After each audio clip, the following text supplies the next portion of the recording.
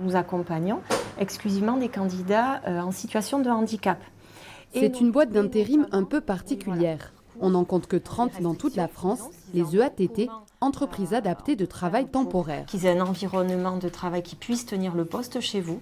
Créée en 2021, l'agence FMS2I facilite l'emploi des travailleurs handicapés et accompagne le recrutement des entreprises. 14 heures chez vous, parfait. On va faire sur tous les métiers tertiaires, du qualifié au non qualifié, sur tous les métiers du transport en commun notamment.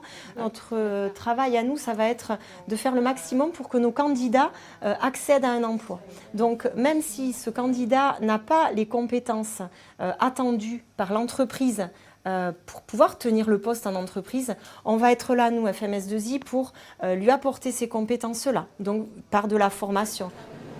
Grâce à cette agence, 200 salariés ont déjà retrouvé un emploi. Johan est l'un d'entre eux. À 36 ans, il est tourneur chez un sous-traitant de pièces aéronautiques. J'ai commencé en mars et avant j'ai été donc de formation charpentier-couvreur. Et très jeune, après je suis parti à l'armée pendant quelques années. Puis après divers petits travails, beaucoup dans le bâtiment, jusqu'au métier de plombier où il m'est arrivé mon problème de dos. Suite à des hernies discales, Johan est reconnu comme travailleur handicapé en 2023. Après des années d'errance professionnelle, il vient d'être embauché en CDI. Ici, son poste est adapté et son quotidien transformé. En arrivant dans une entreprise, c'est toujours compliqué quand on recommence tout à zéro. Nouveaux collègues, nouveaux métiers. On n'a pas à rougir ou à mentir de notre situation et c'est beaucoup plus simple. J'ai eu cette chance-là d'être formé, et je continue à être formé en interne. Je suis vraiment bien et je suis content de bosser ici, quoi. Chez MPI, l'entreprise ne compte que 9 salariés. Elle n'est donc pas soumise à l'obligation d'emploi des travailleurs handicapés.